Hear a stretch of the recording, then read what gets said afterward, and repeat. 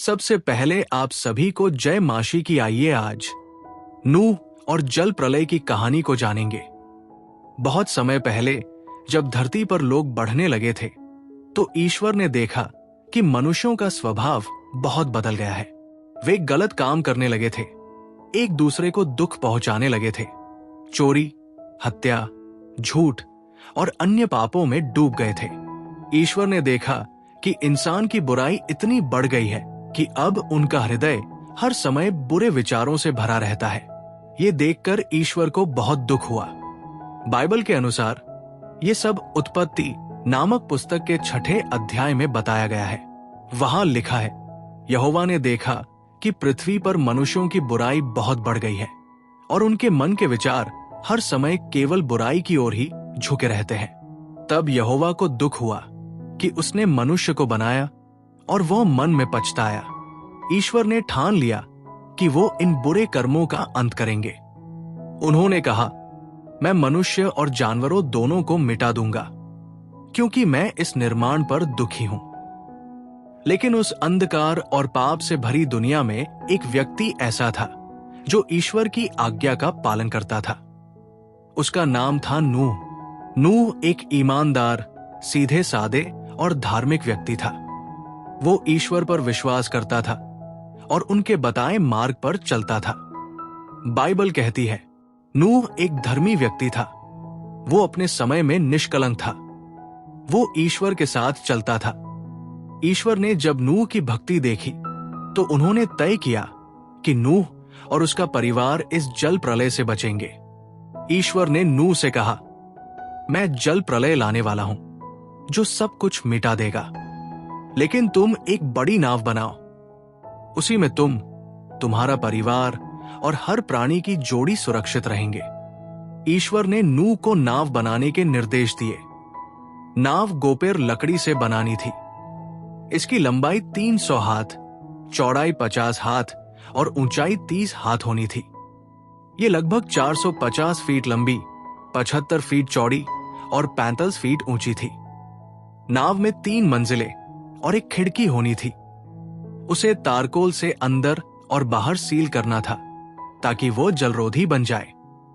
नूह ने बिना सवाल किए पूरी श्रद्धा से काम शुरू कर दिया। जब नूह नाव बना रहा था तो लोग उसका मजाक उड़ाते थे। वे कहते थे, देखो ये पागल है, रेगिस्तान में नाव बना रहा है, न कोई नदी न समुद्र। लेकिन नूह ने किसी की परवाह नहीं की। उसने अपना ध्यान सिर्फ ईश्वर की आज्ञा पर रखा। उसे पता था कि कुछ बड़ा होने वाला है। जब नाव पूरी बन गई तब ईश्वर ने कहा, अब हर प्रकार के जानवर, पक्षियों, रेंगने वाले जीवों, जंगली और पालतू जानवरों की एक एक जोड़ी, नर और मादा, नाव में ले आओ ताकि वे जल प्रलय से बच सके। इसके अलावा बलि के लिए योग्य जानवरों की 7-7 जोड़ियां भी लानी थी। नूह ने सब कुछ वैसा ही किया। ईश्वर ने स्वयं जानवरों को नूह के पास भेजा। यह चमत्कारी था कि इतने सारे जानवर शांतिपूर्वक आकर नाव में प्रवेश कर गए। नूह ने अपने पूरे परिवार को भी नाव में चढ़ाया। इसमें थे नूह स्वयं, उसकी पत्नी, उसके 3 बेटे सेम, हाम और याफेत और उनकी पत्नियां। कुल 8 लोग इस नाव में थे। ये वही लोग थे जो जल प्रलय से जीवित बचने वाले थे। जब सब लोग और जानवर नाव में सुरक्षित पहुंच गए तब ईश्वर ने स्वयं नाव का द्वार बंद किया।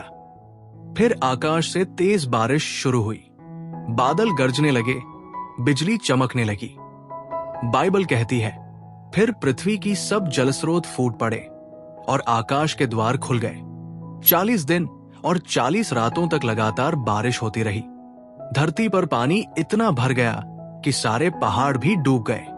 हर जीव जो नाव के बाहर था मर गया, मनुष्य, जानवर, पक्षी, सब। चारों ओर सिर्फ पानी ही पानी था। कोई जमीन नहीं दिखती थी। नूह की नाव ऊपर नीचे लहरों में तैरती रही, लेकिन वो सुरक्षित थी। पानी बढ़ते बढ़ते बहुत ऊंचाई तक पहुंच गया और फिर 150 दिनों तक पूरी धरती पर बना रहा। बाइबल कहती है कि ईश्वर ने फिर एक तेज हवा चलाई, जिससे पानी धीरे धीरे घटने लगा। पानी उतरने में कई महीने लगे। अंततः नाव अरारात पर्वत पर आकर ठहर गई। फिर नूह ने यह जानने के लिए कि धरती सूख गई है या नहीं, पहले एक कौवा को छोड़ा। वो उड़ता रहा और लौटकर नहीं आया। फिर उसने एक कबूतर को भेजा। कबूतर लौट आया, मतलब अब भी कहीं बैठने की जगह नहीं थी। कुछ दिन बाद उसने फिर कबूतर को छोड़ा। इस बार वो जैतून की पत्ती लेकर लौटा। ये संकेत था कि पेड़ पौधे उगने लगे हैं। फिर नूह ने तीसरी बार कबूतर को भेजा और वो वापस नहीं लौटा। अब नूह को विश्वास हो गया कि धरती फिर से रहने योग्य हो गई है। जब ईश्वर ने नूह को नाव से बाहर आने का आदेश दिया, तब नूह अपने परिवार और सारे जानवरों के साथ बाहर निकला। सबसे पहले उसने ईश्वर के प्रति आभार प्रकट करने के लिए एक वेदी बनाई और बलि चढ़ाई। ये ईश्वर को बहुत पसंद आया। तब ईश्वर ने कहा, अब मैं फिर कभी इस तरह से पूरी धरती को नष्ट नहीं करूंगा। ईश्वर ने यह वादा किया और इस वादे का चिन्ह बनाया इंद्रधनुष। ईश्वर ने कहा, जब भी मैं आकाश में इंद्रधनुष देखूंगा तो मुझे ये वाचा याद आएगी कि मैं फिर कभी जल प्रलय से धरती को नष्ट नहीं करूंगा। इस प्रकार इंद्रधनुष ईश्वर और मनुष्य के बीच उस विशेष वादे का चिन्ह बन गया, एक नई शुरुआत का, आशा का और दया का प्रतीक। नूह और उसके परिवार से ही आगे पूरी मानव जाति की नई शुरुआत हुई। उनके बेटे सेम, हाम और याफेत दुनिया में अलग अलग क्षेत्रों में जाकर बस गए और उनके वंशजों ने सभ्यताओं की स्थापना की। बाइबल बताती है कि नूह की उम्र 950 वर्ष की थी जब उसकी मृत्यु हुई। इस कहानी से हमें क्या सीखने को मिलता है? ये कहानी बताती है कि ईश्वर सब कुछ देखता है, अच्छा भी और बुरा भी। जब धरती पर बुराई बढ़ जाती है तो वो न्याय करता है। नूह ने ईश्वर की आज्ञा मानी, चाहे दुनिया ने उसका मजाक उड़ाया हो। उसका विश्वास और आज्ञा पालन ही उसका उद्धार बना। नूह ने वर्षों तक कड़ी मेहनत से नाव बनाई। बिना रुके, बिना थके उसने अपना काम पूरा किया। यह हमें सिखाता है कि अगर हमारा मार्ग सच्चा है तो अंततः सफलता मिलती है। प्रलय के बाद भी जीवन फिर से शुरू हुआ। ये आशा की कहानी है कि चाहे जितना भी अंधकार हो, उजाले की शुरुआत हमेशा हो सकती है। हर इंद्रधनुष ये याद दिलाता है कि ईश्वर ने मनुष्य से एक वादा किया है और वो वादा कभी नहीं टूटेगा। नूह और जल प्रलय की ये कहानी एक अत्यंत शिक्षाप्रद और प्रेरणादायक कथा है। ये हमें बताती है कि भक्ति, धैर्य और सच्चाई हमेशा बुराई पर जीत पाती है। ये कहानी आज भी हमें सिखाती है कि अगर हम सही रास्ते पर चलें तो ईश्वर हमेशा हमारे साथ होता है, चाहे हालात कितने भी कठिन क्यों न हो।